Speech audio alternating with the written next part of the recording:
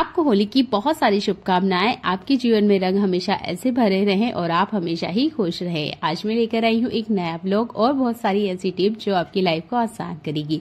आप मेरे चैनल पे आ ही गए हैं तो चैनल को सब्सक्राइब कर लीजिएगा। ऐसी यूजफुल वीडियो मैं लेकर आती हूँ जो आपके लाइफ को थोड़ा आसान करती है और महिला की एक दिनचर्या जो सुबह से लेकर वह काम करती है। सबसे ज्यादा टाइम हमारा किचन में गुजरता है, तो होली हो, दिवाली हो, कोई सा भी फेस्टिवल हो, हम बहुत सारी मिठाइयां बनाते हैं, बहुत सारे हम तरह तरह के पकवान बनाते हैं। उसमें से एक बेसिक चीज बता रही हूँ जिसका डो अक्सर हम लगाते ही हैं हमारे घर में, वो है मैदा का डो। किसी भी त्योहार पे जब भी आप मैदा का आटा लगाते हैं तो इसमें घी या जो भी तेल आप यूज करते हो वो आपको भर भर के डालना है। यही वो चीज है जो आपकी मैदा से बनी हुई जो भी चीज आप बनाओगे उसको खस्ता बनाएगा। अगर आप यहाँ घी या तेल डालने में कंजूसी करते हो तो ये बहुत ज्यादा नुकसानदेह हो सकता है, क्योंकि हमारा जो मैदा होता है ना वो खस्ता नहीं रहेगा तो पेट में ठीक से जाके पचेगा नहीं। तो आपने तेल या घी जो भी आप यूज कर रहे हो वो अच्छे से खस्ता होना चाहिए, यानी कि अच्छे से वो बिखर जाना चाहिए। तो आपने इसमें मोइन डालने में कंजूसी नहीं करना है। और जब भी आप मैदा यूज कर रहे हो तो कोशिश कीजिए आप उसमें अजवाइन का इस्तेमाल करें, क्योंकि जो मैदा होता है वो ठीक से गलता नहीं है, बहुत ज्यादा टाइम ले लेता है। तो यहाँ देखिए मैंने 2.5 चम्मच इतना घी डाला, उसके बाद भी मुझे लग रहा है कि ये ठीक से बंद नहीं रहा है, तो मैं और यहाँ घी का इस्तेमाल कर रही हूँ। तो यहाँ लगभग 5 चम्मच इतना मुझे घी लग गया था। तो अपनी घी ना बहुत अच्छे से इसमें मिलाना है। ये देखिए अब अच्छे से यहाँ पर इस तरीके से बंध रहा है, ऐसे बंधना चाहिए। मैदा अगर आप इस्तेमाल कर रहे हो कोशिश कीजिए कि मैदा इस्तेमाल ना करें, पर कुछ रेसिपी ऐसी होती है ना कि वो मैदे की ही अच्छी लगती है। अगर हो सके तो मत कीजिए, अगर करना ही है तो थोड़ा सा मैदा यूज कीजिएगा, जितना कि मैंने यूज किया है। मैं जितना हो सके मैदा कम से कम इस्तेमाल करने की कोशिश करती हूँ, पर फेस्टिवल है तो थोड़ा सा मैदा का कुछ ना कुछ तो बनता ही है घर में, तो मैं इतना सा ही बना रही हूँ। बात कर लेते हैं दूसरे टिप की। तो जब भी हम आलू को फ्रिज में रखते हैं, आलू एक ऐसी चीज है ना कि ये बहुत जल्दी से सख्त हो जाती है। आप इसमें थोड़े से पानी के छींटे लगाइए जैसे कि हम स्प्रे करते हैं, और आप इसे माइक्रो ओवन में रख दीजिएगा। 5 मिनट के लिए आप इसे थोड़ा सा गर्म कीजिएगा। ये बहुत ज्यादा ना सॉफ्ट हो जाएंगे। ऐसे ही अगर आप यूज करोगे तो ये बहुत ज्यादा इसकी जो ऊपरी परत होती है ना वो सख्त हो जाती है। थोड़ा सा पानी डालना जरूरी है, बहुत कम, नाम मात्र का, ये थोड़ा सा मुलायम सा रहे। तो हल्का सा पानी डाल के जब आप इसे ओवन में डालोगे ना तो ये देखिए इस तरीके से वापस सुपर सॉफ्ट हो जाएगा, जैसे कि हमारा आलू बॉयल होते वक्त होता है। नहीं तो ऐसे आप बनाने जाओगे तो काफी ज्यादा सख्त होगा। हमारा किचन एक ऐसी जगह है ना जहां हमें टाइम पे बहुत सारी चीजें नहीं मिलती है, जैसे कि आज मुझे तड़का पेन नहीं मिला।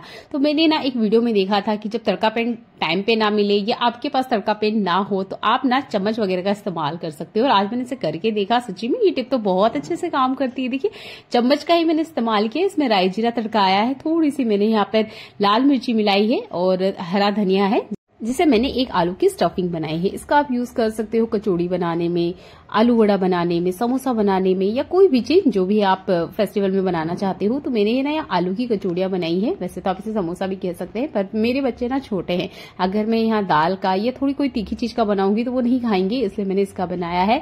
तो अभी आपके घर में फेस्टिवल सीजन चल रहा है, कोई सा भी सीजन, मैं ऐसी बात नहीं कर रही हूँ, या नॉर्मली भी जब हम घर में कुछ फ्राई करते हैं तो नॉर्मली हम टिश्यू पेपर का इस्तेमाल करते हैं, पर टिश्यू पेपर का इस्तेमाल ना करते हुए आप ना एक तरीका अपना सकते हैं। इससे 2 फायदे होने वाले हैं।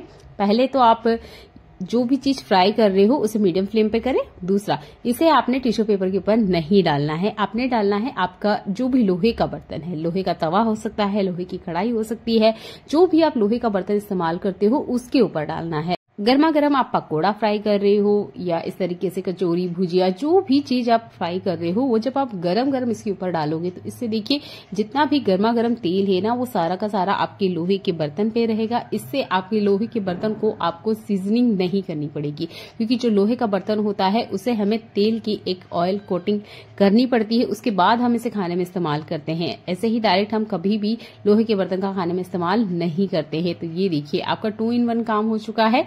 इसके बाद में आप इस कचौड़ी को या जो भी आपने बनाया है फ्राई किया हुआ है उसे आप टिश्यू पेपर के ऊपर ट्रांसफर कीजिएगा। इससे जो आपका बर्तन है ये ऑयल से एक पतली परत या एक कोटिंग इसमें लग चुकी है, बस आपने टिश्यू पेपर से वाइप करना है और इसका इस्तेमाल करना है।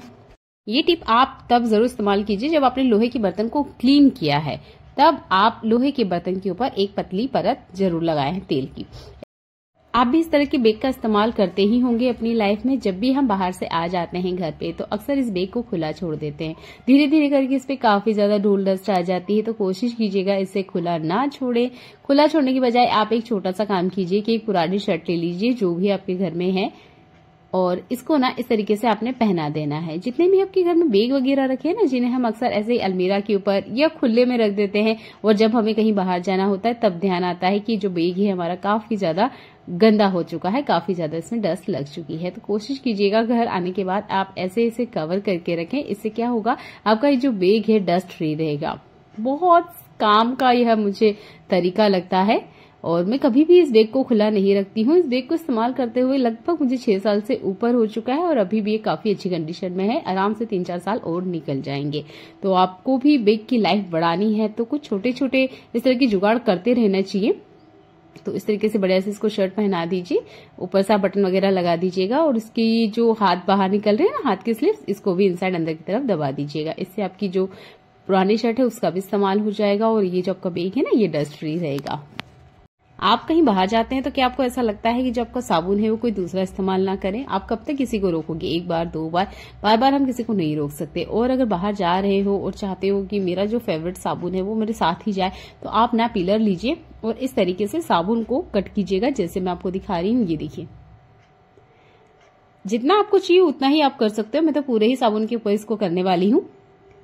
तो आप ना इस तरीके से पतले पतले से स्लाइस जैसे निकाल सकते हो इसको, जैसे मैं आपको दिखा रही हूँ। चाहे तो आप चाकू वगैरह से भी कर सकते हो, तो पीलर से बहुत आसानी से निकलता है, इसलिए मैंने इसी का इस्तेमाल किया है। इस तरीके से निकाल लेने के बाद आप इसे अपने साथ में कैरी कर सकते हैं, और जब भी आपको लगे कि आपको हाथ धोना है, मुंह धोना है, तब आप इन साबुन के टुकड़ों को इस्तेमाल कर सकते हो। बहुत सारे लोगों को ना एक इंसान साबुन हाथ लगा ले, उसके बाद में अगर दूसरा कोई हाथ लगाता है तो ये चीज बिल्कुल पसंद नहीं आती है। मेरे घर में ना ऐसे बहुत सारे फैमिली मेंबर्स हैं जो कि साबुन को देख के ना घिन करते हैं, यानी कि मैंने इस्तेमाल किया, उसके बाद में दूसरा मेंबर जाएगा ना तो वो साबुन का इस्तेमाल नहीं करता है। तो देखिए, ये दिक्कत ना हो सकती है कि मेरे अलावा, ये मेरे जो रिलेटिव है उनके अलावा भी किसी को होती हो, तो मैंने सोचा कि ये टिप आपके साथ शेयर करनी चाहिए। तो मैंने काफी सारे इस तरीके से स्लाइस निकाले, और मुझे भी काफी ज्यादा प्रॉब्लम होती है कि जो साबुन दूसरे ने इस्तेमाल किया है वो मैं कैसे इस्तेमाल करूं। तो मैं इस तरीके से छोटे छोटे टुकड़े अपने साथ हमेशा पर्स में रखती हूँ। इससे क्या होता है कि जब मुझे यूज करना होता है तो मैं स्पेशल अलग से साबुन रखती हूँ, ना कि किसी और का इस्तेमाल करती हूँ। इस तरीके से आप इसका यूज कर सकते हैं। कंटेनर व्हाइट कलर का है, शायद आपको क्लियर ना दिखाई दे रहा हो। अभी मैं हाथ में रख के आपको दिखा रही हूँ। ये देखिए, इस तरीके से पतले पतले से स्लाइस आपको निकाल के रख लेना है। जरूरी नहीं है कि आप पूरी डिब्बी भर के रखें, जितना आपको अभी लग रहा है उतना साथ में ले जाइए, बाकी घर में रहने दीजिए। आप और हम इस तरह के बैग का जरूर इस्तेमाल करते हैं। इसके व्हील हमेशा ही गंदे होते हैं, तो एक जुगाड़ बताती हूँ। अगर आप इसे यूज करते हो ना तो आपकी जो व्हील है गंदे नहीं होंगे। अगर हो भी जाते हैं तो कोई बात नहीं है। ये जो सेलो टेप मैं आपको बता रही हूँ, लाइट का हमारे घर में काम होता है, उस पर जो सेलो टेप यूज की जाती है ना उसका आप इस्तेमाल करें। आपने क्या करना है, इस तरीके से खोलना है और ये जो व्हील होता है इसके ऊपर लगा देना है, जैसे मैं आपको दिखा रही हूँ। ये देखिए, घुमाइए आराम से, अच्छे से उसको ये कवर कर देगा। ये देखिए, चाहे तो एक बार कीजिए, ये आपको लगता है तो आप 2-3 बार कर सकते हैं। इससे क्या होता है, ये जो व्हील है ये गंदा नहीं होगा। गंदा होगा भी तो कोई बात नहीं है, बिना इसे हाथ लगाए आप साफ कर सकते हो। आप इसकी सेलो टेप निकाल दीजिएगा। अब आप सोच रहे होंगे ये कितनी ही बार चलेगी। 2 से 3 बार तो आराम से चलती है। अगर आप बिल्कुल भी इसके ऊपर डस्ट नहीं चाहते हो, क्योंकि जब ये हम लेके घूमते हैं ना, कहीं भी बाहर वगैरह जाते हैं, तो हमें नहीं पता होता है कि हम कैसे किसी जगह से निकले हुए होते हैं। तो ऊपर की तरफ तो हम बैग को साफ रखते हैं, पर इस व्हील पे शायद ही कभी ध्यान देते हैं। तो कोशिश कीजिएगा कि इस तरह की जो टेप है उसको आप व्हील के ऊपर अच्छे से पहना दें। इससे जो आपका व्हील है वो सेफ रहेगा और ज्यादा गंदा नहीं होगा, यानी कि इसकी जो व्हील है ये खुरदुरी नहीं होगी, जिससे आपका जो बैग है लंबे टाइम तक चलेगा। देखने के लिए आपका धन्यवाद।